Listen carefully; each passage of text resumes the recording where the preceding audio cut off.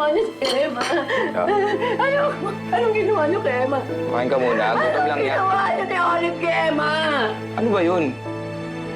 Wala pa nga ako sinasabi. Paano mo nalaman? O teka, yan ba yung tinatawag nilang mother's instinct? Anong ginawa niyo ni Olive kay Emma ko? Tsaka anong Olive? Patay na si Ma'am Olive. Si Ma'am Jade ang amo ko ngayon. Hindi! Buhay pa si Olive. Si Olive ang amo mo ngayon. Ang totoong namatay si Jade. Nagpapanggap si Olive na siya si Jade. Papanggap? Teka, niloloko ako ni Ma'am Olive? Ganon. Eh, baka kaya kanila ginapos dyan. Kasi natuklasan mo yung totoo.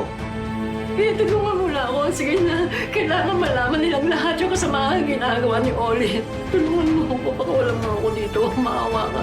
Wala akong pakialam keso si Ma'am Olive o si Ma'am Jade ang amo ko.